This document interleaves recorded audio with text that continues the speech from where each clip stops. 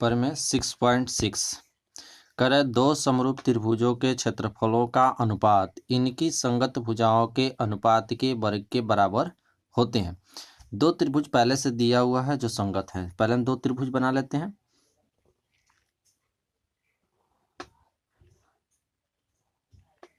चलो, इसका नाम ए बी सी, ठीक है।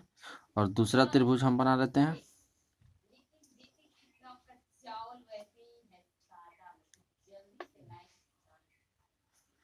इसका नाम दे देते हैं पी क्यू आर, ठीक है। सब हो गया, इसमें कोई दिक्कत नहीं है। अब हम लिख देंगे जो दिया है सो लिख देंगे। दिया है त्रिभुज ए बी सी समरूप त्रिभुज पी क्यू आर। दिया है कि जब क्या है कि ये दोनों त्रिभुज समरूप है, ठीक है। तो कोई दिक्कत नहीं होनी चाहिए। जब समरूप है तो हम लिख सकते हैं कि इसीलिए, ठीक है, इसीलिए हम लिख सकते हैं कि ए बी बटे में पी क्यू। जब त्रिभुज समरूप हैं तो उनकी संगत भुजाएं समान अनुपात में होगी। ए बी बटे में P Q equal B C बटे में Q R equal A C बटे में पी आर, ठीक है। यहाँ तक कोई दिक्कत नहीं होनी चाहिए। या हम इसी को लिख सकते हैं कि अगर सबका हम वर्ग कर दें तो ए बी ए स्क्वायर बटे में P Q square equal B C square बटे में क्यू आर का square equal A C square बटे में पी आर स्क्वायर, ठीक है। यहाँ तक कोई दिक्कत नहीं होनी चाहिए। और ये क्या है कि ये मान लो कि दे दिया है और इसको इसी को हम क्या कर लेते हैं, समीकरण 1 मान लेते हैं, ठीक है। कोई दिक्कत नहीं होनी चाहिए यहाँ तक। अब एक चीज हमको देखना है कि यहाँ पर क्या किया है कि दो त्रिभुजों को समरूप कर दिया है, उसकी भुजा दे दिया है, समान अनुपात में है, ठीक है। अब हमसे कह रहा है कि आपको जो है सिद्ध करना है। सिद्ध करना है, क्या सिद्ध करना है कह रहा है कि क्या कह रहा है कि त्रिभुजों के क्षेत्रफलों का अनुपात जो होगा इनकी संगत भुजाओं के अनुपात के वर्ग के बराबर होगा। इसीलिए पहले ही यहाँ वर्ग हम कर दिए, ठीक है। तो हम क्या कर लिखेंगे कि त्रिभुज ए बी सी का क्षेत्रफल बटे में त्रिभुज पी क्यू आर का क्षेत्रफल बराबर होना चाहिए ए बी स्क्वायर बटे में पी क्यू स्क्वायर के बराबर होना चाहिए बी सी स्क्वायर बटे में क्यू आर स्क्वायर बराबर होना चाहिए ए सी स्क्वायर बटे में पी आर स्क्वायर के बराबर होना चाहिए। यही हमसे सिद्ध करने के लिए कहा है। कोई दिक्कत नहीं होना चाहिए जब सिद्ध करना है, ठीक है। यहाँ तक हो गया। अब हम क्या करेंगे कि एक हम अपने तरफ से रचना करेंगे, ठीक है। हम रचना लिख लेते हैं। रचना रचना क्या करेंगे कि हम इसमें एक लंब हम क्या करेंगे, एक लंब इसमें हम डाल देंगे और इसका नाम दे देते हैं यहाँ पे डी, ठीक है। और एक लंब इस त्रिभुज में भी डाल देते हैं और इसका नाम हम दे देते हैं एम, ठीक है। हम क्या किए कि त्रिभुज ए बी सी में, ठीक है, ए डी लंब बी सी तथा त्रिभुज पी क्यू आर में पी एम लंब क्यू आर खींचा, ठीक। कोई दिक्कत नहीं होनी चाहिए। हमने ए डी लंब बी सी खींच दिया और पी एम लंब क्यू आर खींच दिया, ठीक है। कोई दिक्कत नहीं होनी चाहिए यहाँ तक। अब हमको करना क्या है कि अब हमें प्रमाण में चलना है। हम चलेंगे प्रमाण में, ठीक है। क्षेत्रफल का बात किया है तो हम पहले ही क्षेत्रफल निकालेंगे। तो त्रिभुज ए बी सी का क्षेत्रफल बराबर क्या होगा, त्रिभुज ए बी सी का क्षेत्रफल बराबर क्या होगा कि होगा क्या कि 1/2 इंटू एल इंटू बी होगा। या हम लिख सकते हैं इसको कि 1/2 मल्टीपल एल, ठीक है। एल तो हम एल के बाद क्या लिखेंगे, ए डी है, ए डी है, ठीक है, ए डी, ठीक है, मल्टीपल बी बी सी है बेस उसका, ठीक है। 1/2 गुणे लंब गुणे आधार होता है, शीर्ष लंब गुणे आधार। तो हमने लिख दिया 1/2 और शीर्ष लंब AD और उसका आधार BC। ठीक है, फिर ठीक है त्रिभुज PQR का क्षेत्रफल बराबर क्या होगा, ये भी वैसा ही होगा 1/2 इंटू L इंटू B बराबर क्या लिखेंगे 1/2 गुणे, अब इसका P क्या हो जाएगा, L क्या होगा PM होगा। ठीक है, PM मल्टीपल QR हो जाएगा, QR कोई दिक्कत नहीं है यहाँ तक। ठीक है, अब हमसे कह रहा है कि चूंकि क्या है कि अनुपात में है तो हम दोनों त्रिभुज को अनुपात में कर लेंगे। तो हम क्या करेंगे, त्रिभुज ABC का क्षेत्रफल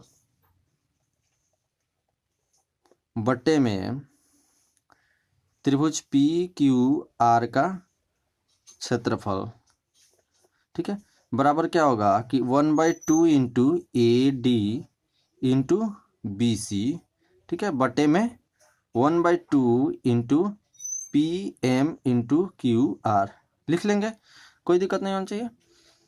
अगर हम देखें तो हम क्या कर सकते हैं कि ये हमारा 1/2 से 1/2 कैंसिल हो जाएगा और हमारा क्या बचेगा, तो या हम लिख सकते हैं इसको।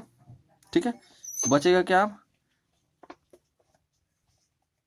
कि त्रिभुज ABC का क्षेत्रफल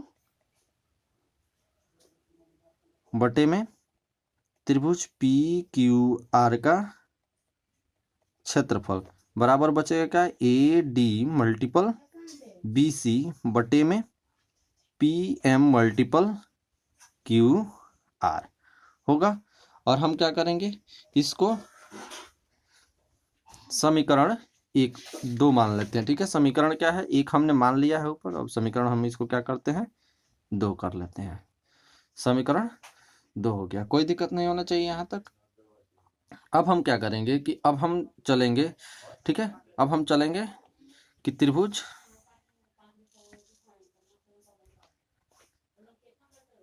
अब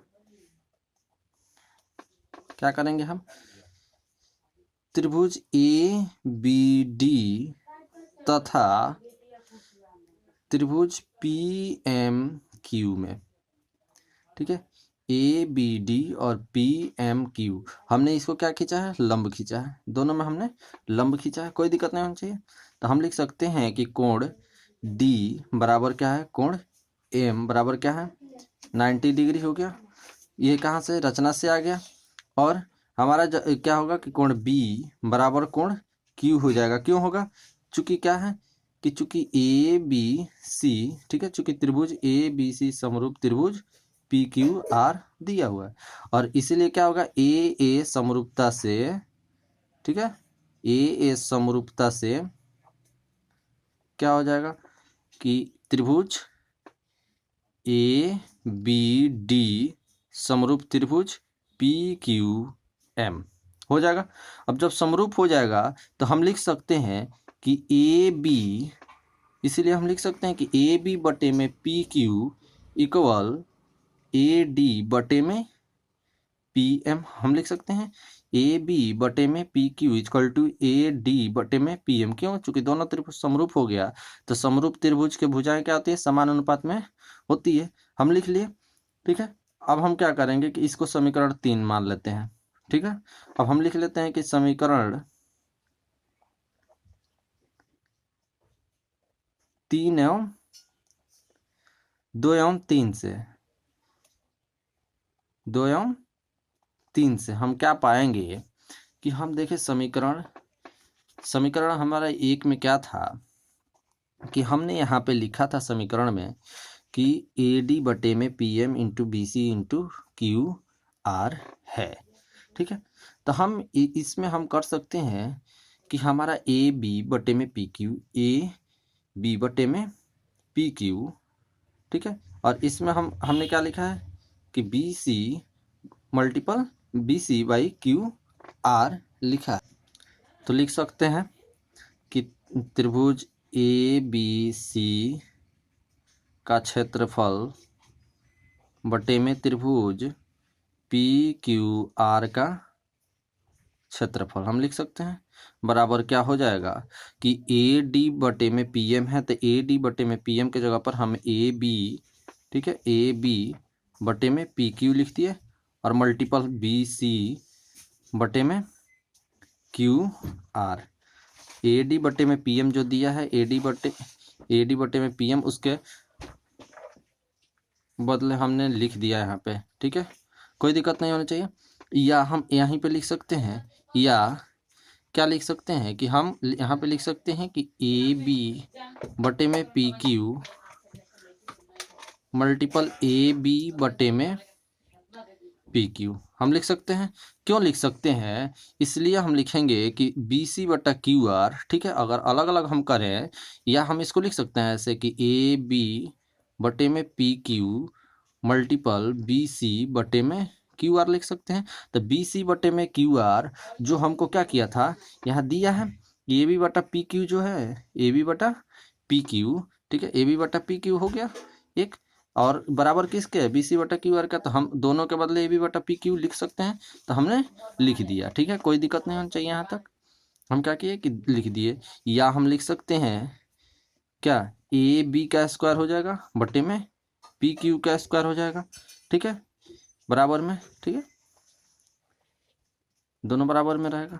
तो इसलिए हम क्या लिख सकते हैं यहाँ पे, इसलिए त्रिभुज ए बी सी का क्षेत्रफल बटे में त्रिभुज पी क्यू आर का क्षेत्रफल, ठीक है, बराबर हो गया ए बी स्क्वायर बटे में पी क्यू स्क्वायर। इसीलिए हम लिख सकते हैं क्या, इसीलिए त्रिभुज ए बी सी का क्षेत्रफल